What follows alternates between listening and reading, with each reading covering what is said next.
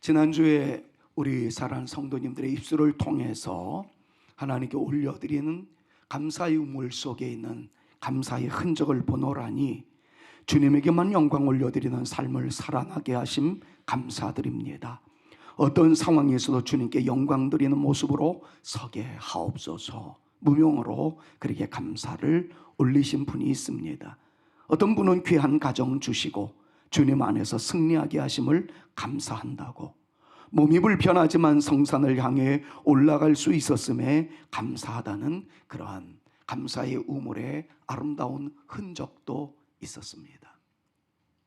아픔을 통해서 우리 안에 더러운 요소를 깨닫게 하시고 발견케 하시고 제거하시는 주님이심을 깨닫고 난 이후에 아픔을 주셔서 감사하다고 고백한 성도님도 있습니다. 여러분들은 어떤 감사의 마음을, 감사의 우물을 통하여 표현하고 있습니까?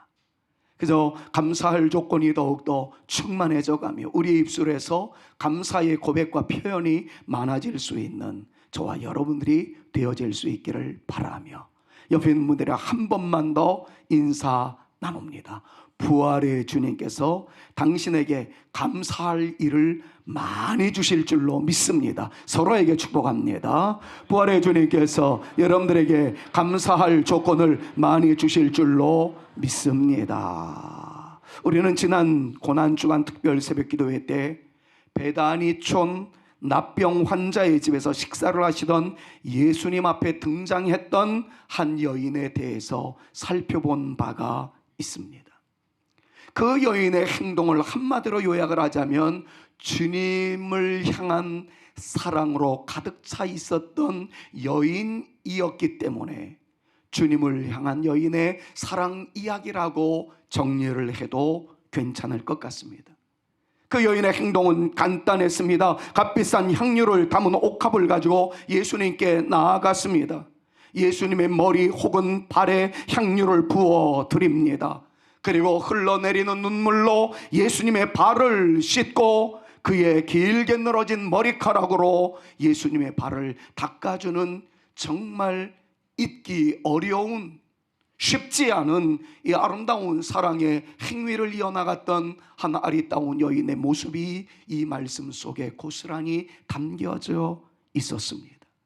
이때 이 행동을 바라보시던 주님의 반응은 간단했습니다. 긍정적으로 평가를 하시더니 용서와 사랑의 메시지를 선포하십니다. 그리고 그에게 아름다운 헌신적 사랑이 있었다는 것을 칭찬하고 계시는 것을 보게 됩니다. 여인의 행동에 대해서 주님은 칭찬하셨습니다. 세워주셨습니다. 마음으로는 한없이 환호성을 지르기 시작합니다. 그러나 그녀의 주변에 있었던 사람들의 반응은 너무나도 달랐습니다.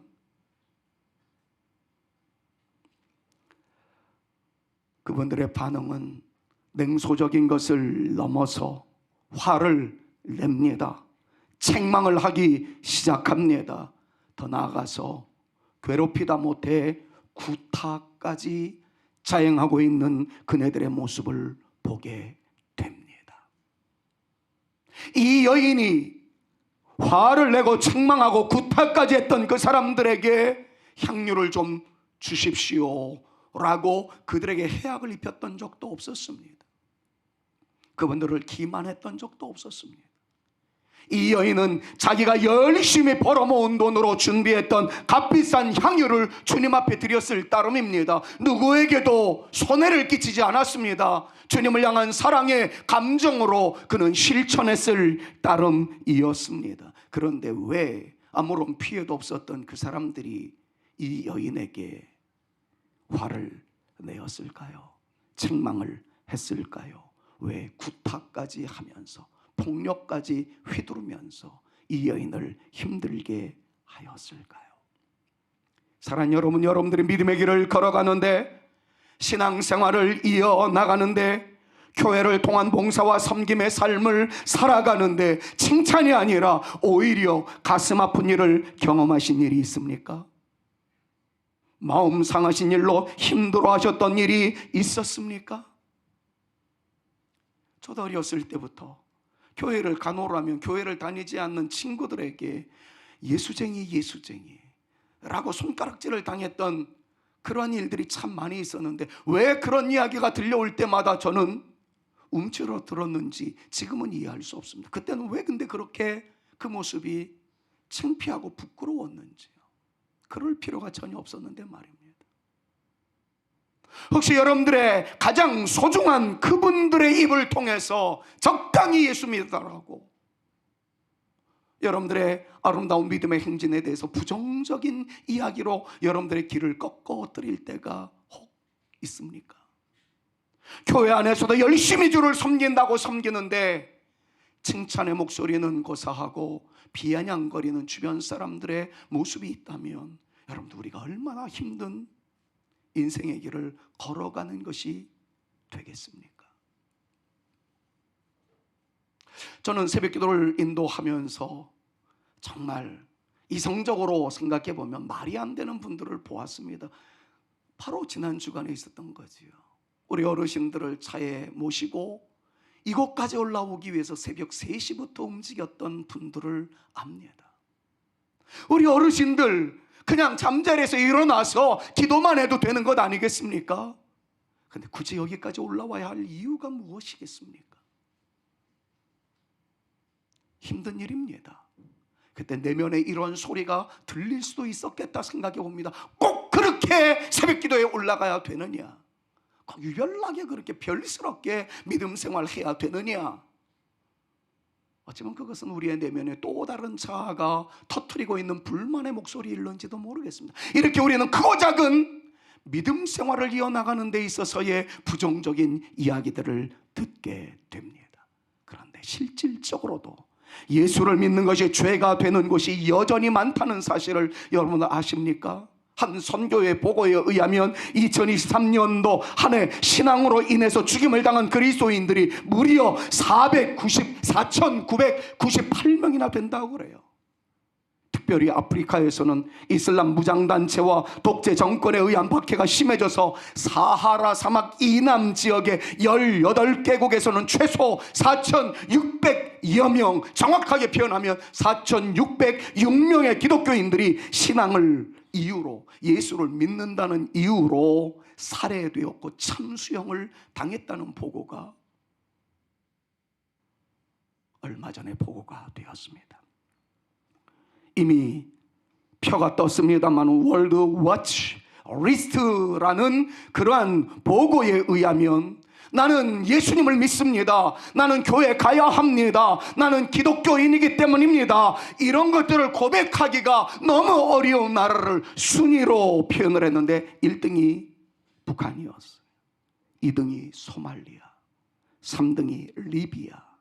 계속해서 이어 내려가다가 우리 사랑하는 성산교회가 해외 선교 지교회로 3곳이나 세웠던 나랑곤지, 베델, 조이 성산교회가 있는 방글라데시마저도 26위에 오르는 등 30여 나라의 예수 그리스도를 믿는 사람들을 박해하는 순위가 발표되어져 있는 표가 여러분들이 지금 보고 있는 그 표입니다.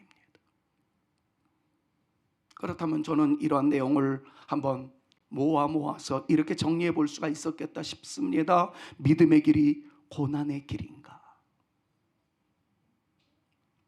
믿음의 길은 궁극적으로는 승리의 길입니다만 사실은 믿음의 길은 고난의 길이라고 예수님도 말씀하셨던 것을 우리는 만나게 됩니다.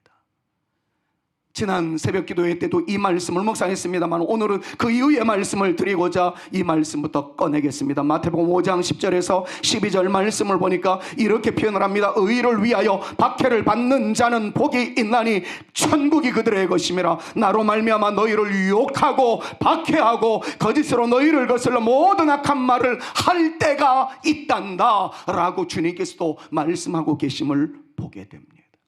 요약하자면 이런 거죠. 예수님을 믿는다는 이유 때문에 다른 사람들이 욕을 하게 되는 일들이 있어지게 되더라는 것입니다. 내가 예수 믿는데 도대체 그들이 왜 욕을 하고 박해하고 악한 말을 한단 말입니까? 왜 이렇게 핍박하는 나라들의 수가 많습니까? 이해할 수 없는 일입니다. 그런데 예수님께서도 그런 일이 일어난다고, 앞으로도 일어날 것이라고 말씀하고 계십니다. 빨간 글씨로 표현되어 있는 것을 보니까 욕이 있습니다. 박해가 있습니다. 악한 말이 있습니다. 엄청난 일들이 많아지고 있는 것들을 보게 됩니다. 그렇다면 이미 말씀드렸던 대로 고난의 길이 당연한 길일까요? 도대체 왜 그렇습니까?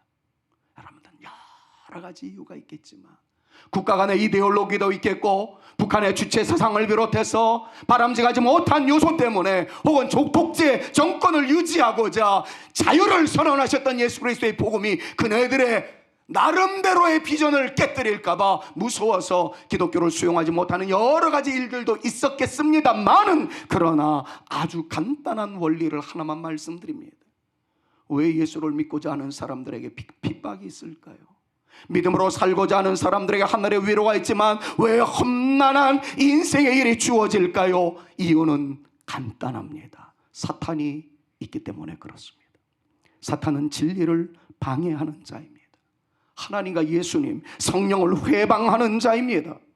사탄의 역사적 사명은 사람들이 하나님에게로, 우리 구주 예수 그리스도에게로, 성령에게로 다가서지 못하게 만드는 일을 하는 존재의 의미를 가지고 있는 놈들입니다.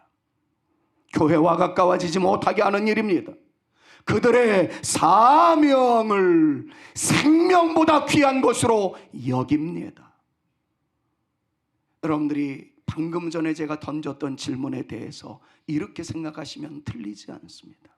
믿음의 길을 가다가 삼위 하나님과 교회와 멀어지게 하는 일이 있었습니까? 있었다면 여러분들은 지금 바른 길을 걸어가는 중에 있다는 것임을 아셔야 한다는 거예요. 사탄의 공격이 있을 수밖에 없다는 겁니다. 믿음의 사람들을 공격하게 되어 있다는 거예요. 믿음의 사람들은 이런저런 공격을 당할 수밖에 없게 되어 있습니다. 믿음으로 살고자 하는 사람들은 더 힘든 일을 만나게 될지도 모릅니다. 그러나 여러분, 여기에서 만약에 우리의 믿음의 결과가 끝나게 된다면 믿어봐야 무슨 의미가 있겠는가? 질문을 던질 수밖에 없습니다. 그러나 성경은 이렇게 말씀합니다. 믿음으로 살고자 하는 사람들에게 나타나는 일시적 고난과 눈물의 세월에 대해서 낙심하지 말라고요. 그리고 올 것이 왔다고 덤덤하게, 담담하게 받아들이라고 말씀하고 있습니다. 주님께서 말씀하신 것이 바로 그것입니다. 우리의 실수, 윤리적 허물 때문에 나타나는 고난이 아니라 의를 위하여, 하나님의 나라를 위하여, 올바른 신앙생활을 위하여, 바른 교회 생활을 이루어 나가고자 하는 사람들에게 나타나는 어려움은 그것 때문에 주저앉으라는 사인이 아니라 오히려 기뻐하고 즐거워하는 하나님의 사인이라는 사실을 알라고, 그래서 저는 오늘 여러분들에게 설교하며 그 내용을 드러내고자 하는 의미를 가지고 이 시간 말씀하고 있음을 기억하시면서, 여러분들에게 나타나는 고난과 눈물과 피하고 싶은 어려움이 있다면 오히려 그것으로 인해서 주님의 말씀처럼 기뻐하고 즐거워할 수 있는 영적인 새로운 힘이 이 시간 우리 모두에게 나타날 수 있기를 우리 구주 예수 그리스도의 이름으로 축원합니다. 그 길이 바로 바른 길이며 원수인 사탄과 영적인 전쟁을 벌이는 길이며 승리가 보장된 길이며 마침내 상 받을 길이라는 것을 우리 주님께서 말씀하고 있음을 보게 됩니다. 제가 아까 마태복음 5장 10절에서 12절 말씀 전반부만 읽어드렸어요. 후반부는 이렇게 말합니다. 이를 위해서 다시 한번 읽어보겠습니다. 의를 위하여 박해를 받는 자는 복이 있나니 천국이 그들의 것임이라. 나로 말미암아 너희를 욕하고 박해하고 거짓으로 너희를 거슬려 모든 악한 말을 할 때는 너희에게 복이 있나니. 자, 너희에게 복이 있나니부터는 여러분들이 함성으로 함께 주일학교 어린이들과 함께 다 같이 읽었으면 좋겠어요. 너희에게 복이. 갑자기 없어지면 어떡합니까? 너희에게 복이 있나니, 같이 한번 읽습니다. 시작. 너희에게 복이 있나니 기뻐하고 즐거워하라. 하늘에서 너희의 상이 큼이라. 너희 전에 있던 선지자들도 이같이 박해하였느니라. 아멘. 왜 이런 역설이 가능하게 되었을까요? 고난과 핍박이 있었어도 예수님을 믿는 사람에게는 부활의 은총이 있기 때문이라는 겁니다. 고난으로 끝나지 아니하고 반전케 하시는, 역전케 하시는, 새롭게 하시는, 고난보다 더 큰 영광과 아름다운 역사의 길을 내시는 주님이 살아서 여러분들과 함께 하시기 때문이라는 것을, 이 말씀이 강조하고 있는 것을 아멘으로 받으시고, 역전케 하시는 주님, 반전의 스토리를 이루어 나가시는 주님이 저와 여러분들과 함께 하신다는 사실 믿으시기를 우리 구주 예수 그리스도의 이름으로 축원합니다. 사도 바울의 이 외침을 한번 생각해 보십시오. 고린도전서 15장 17절에서 19절 말씀입니다. 바울도 이렇게 이야기를 합니다. 만약에 그리스도께서 다시 살아나신 일이 없다면, 그리스도의 부활이 없다면 너희의 믿음도 헛되고 너희가 여전히 죄 가운데 있을 것이요, 또한 그리스도 안에서 잠자는 자들도 망하였을 것이다. 그렇게 표현을 합니다. 예수님의 부활이 없었다면 여러분들은 지금 망하는 길을 걸어가고 있는 겁니다. 왜 이 자리에 있습니까? 말도 안 되는 행동을 하고 있다는 거예요. 예수님의 부활이 없다면 우리의 믿음도 헛것이라고 이야기를 합니다. 빨간 글씨는 이렇게 바랍니다. 우리가 바라는 것이 다만 이 세상의 삶뿐이라면, 이 세상에서 살아가는 것이 그걸로 끝나게 된다는 것이라면, 예수 믿는 우리들, 이 오전 황금과 같은 시간에 이 폐쇄된 공간에서 예배를 드린다라고 이 자리에 올라오신 여러분들은 가장 불쌍한 사람들이다. 성경에서도 그렇게 말씀하고 있는 것을 보게 됩니다. 예수님이 가짜라면, 부활이 사실이 아니라면 우리 모두는 망하는 존재요, 불쌍한 자라는 거예요. 그러나 바울은 간단하지만 단호하게 외칩니다. 사랑 여러분, 아멘으로 외쳐주시기를 바랍니다. 우리의 믿음은 허망한 것이 아니라는 것입니다. 아멘. 그래요. 예수님을 믿으며 있음을 증거하다가 당하는 고난과 핍박, 심지어는 죽음이라고 할지라도 전혀 두려워하지 않는 것은 부활이 있기 때문인 줄로 믿습니다. 이 사실을 믿는 저와 여러분 모두가 되어지실 수 있기를 바랍니다. 그러면서 바울은 강조합니다. 만약 우리가 신앙생활을 함에 있어 부활이 사실이 아니라면, 그저 교회 다니는 목적이 이 세상에서 원하는 것을 얻는 편리함의 삶이 목적 전체라고 한다면, 예수님을 위하여, 의를 위하여 고난을 당한 믿음의 사람들은 가장 어리석은 사람이며 불쌍한 사람이라고 말씀을 하면서, 고난 당하는 것이 믿음의 사람들의 당연한 일이라면 그 이후에 어떤 모습이 나타날 것인가를 계속해서 강조하고 있습니다. 오늘 설교의 결론이에요. 바울은 사랑하는 여러분들이 믿음 생활하다가 당하는 눈물의 세월이 있거나 믿음의 길을 이어나가는 동안에 어려움에 봉착되어지거나 정말 이 길 걸어가는 것이 옳은 길인가 불안함에 쌓여 있을 때마다 절대로 두려워하지 마십시오. 이건 사실입니다. 그리고 여러분들의 신앙의 행진에 하나님의 놀라운 열매가 나타나게 될 것입니다 라는 사실을 강조하면서 고린도전서 15장 17절에서 19절은 우리에게 이렇게 말씀하고 있어요. 17절에서 19절. 그러나 이제 그리스도께서, 같이 한번 읽습니다. 시작.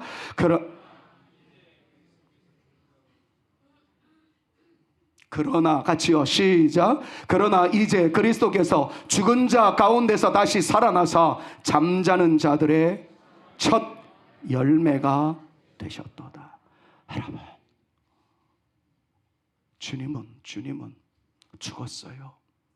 그러나 3일 만에 다시 살아나셨어요. 그런데 당신만 살아나기 위하여 그 놀랍고 믿을 수 없는 경이로운 역사를 일으키신 것이 아니었습니다. 그분의 그 놀라운 역사로 인하여 저도 죽었다가 살아나고, 무릇 예수님을 믿는 사람들은 죽었다가 살아나는 이 놀라운 역사의 첫 시작을 선언하였으며 물꼬를 트셨으며 새로운 길을 내신 분, 그래서 그분을 믿는 사람들은 죽어도 산다라는 기독교의 가장 큰 신비의 말씀을 주님께서 허락하셨음을 이 말씀을 통해서 깨닫습니다. 여러분, 알렉산더 대제에게 일침을 가하는 수석 비서관이 있었다는 얘기는 너무 잘 알잖아요. 폐하, 당신은 죽는 존재입니다. 죽는 존재입니다. 죽음을 깨달으면서 오늘의 최선을 다하겠노라 하는 그러한 열정을 가지고 오늘 더 큰 정복자가 되기 위해서 사용했다는 그러한 예가 있습니다. 우리는 다릅니다. 우리 또한 죽습니다. 그러나 그것으로 끝이 아닙니다. 주님이 살아나셨듯이 우리도 부활합니다. 여러분, 이것이 기독교의 실체예요. 52절에서 이렇게 바울은 설파하지 않습니까? 나팔 소리가 나매, 같이요, 나팔 소리가 나매 죽은 자들이 썩지 아니할 것으로 다시 살아나고 우리도 변화하리라. 살아납니다. 저의 얘기라 믿으라 말씀드리는 것이 아니고 살아계신 하나님의 말씀입니다. 주께서 역사하여 주실 줄로 믿습니다. 그러면서 부활장이라고 말하는 고린도전서 15장 57절에서 58절 말씀은 우리에게 다음과 같은 말씀으로 마무리하고 있는 것을 보게 됩니다.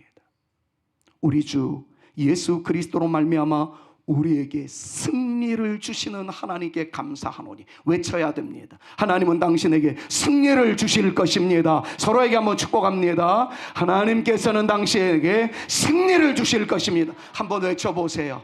이제 이 시간에는 그냥 오신 것으로만 만족하지 마시고 목사의 분부이자 성령님의 음성이라고 생각을 하시고 옆에 있는 분들이 한번 외쳐보세요. 외칠 때 또 다른 성령님의 터치가 있을 줄로 믿습니다. 이렇게 한번 축복하세요. 당신은 승리자가 될 줄로 믿습니다. 서로에게 선언합니다. 여러분들은 승리자가 될 줄로 믿습니다. 그렇게 되어지기를 주님의 이름으로 축원합니다. 그러므로 내 사랑하는 형제들이여, 견실하며 흔들리지 마십시오. 어떤 부정적인 소리가 들려온다 할지라도, 어떤 냉소적인 손가락질이 온다 할지라도, 그렇게 별나게 예수 믿어야 되겠느냐, 온갖 이야기가 들려온다 할지라도 항상 주의 일에 더욱 힘쓰는 자들이 되십시오. 왜냐하면 여러분들의 수고가 주 안에서 절대 헛되지 않기 때문입니다. 주의 말씀을 붙잡고 살아가는 저와 여러분들 모두가 되실 수 있기를 간절히 소망합니다. 부활이 없다면 정말 그리스도인들의 고생과 핍박당하면 억울하기 짝이 없습니다. 바울의 고백도 다시 한번 마지막으로 생각해 보십시오. 부활이 없다면 우리가 가장 어리석은 자로다, 불쌍한 자로다. 그러나 우리는 더 이상 억울하지 않습니다. 이미도 말씀드렸던 대로 반전의 역사가 있기 때문이며 상 주시는 분이 있기 때문에 그렇습니다. 사랑하는 여러분, 믿음으로 살아가고자 하는 여러분, 어려움이 와도 신앙의 길에서 떠나지 않겠다고 작정하신 여러분, 주님의 위로가 있을 것입니다. 정말 그럴 것입니다. 그것이 생명의 길이며 상받는 길이라는 사실을 의심하지 마십시오. 성경의 증언입니다. 이 말씀을 믿고 수많은 세대의 믿음의 선배들이 그 길 걸어갔습니다. 우리도 걸어가고 있는 중에 있습니다. 여러분들을 통해서, 저를 통해서 내 생에 가장 소중한 그 사람도 이 길에 설 수 있게 되어지기를 간절히 소망합니다. 사탄은 우리가 왕에게, 우리 주님에게 상받는 것을 싫어하기 때문에 계속 공격을 강행해 올 것이지만 우리는 그것 때문에 기죽지 않습니다. 기죽을 수 없습니다. 오히려 더 당당하게 예수 믿으며 주님 앞으로 나아갈 것입니다. 왜냐하면 거기에 승리가 있기 때문입니다. 죽음을 넘어서의 부활이 거기 있기 때문입니다. 함께 가실 수 있는 저와 여러분들 모두가 되실 수 있기를 바랍니다. 가십시다. 상 받으러. 이것이 오늘 저의 설교의 가장 큰 메시지입니다. 여러분들 앞에 놀라운 주의 상이 있을 거예요. 그렇기 때문에 우리는 이렇게 고백할 수 있어야 됩니다. 살아계신 주, 나의 참 소망이라고요. 두려움이 사라진다라고 고백할 수 있어야 합니다. 왜냐하면 사랑의 주님이 내 갈 길을 인도하여 주시기 때문에, 그분은 죽음까지도 이기신 부활의 주님이기 때문에 내 삶의 기쁨에 충만하다라고 우리는 고백할 수 있게 됩니다.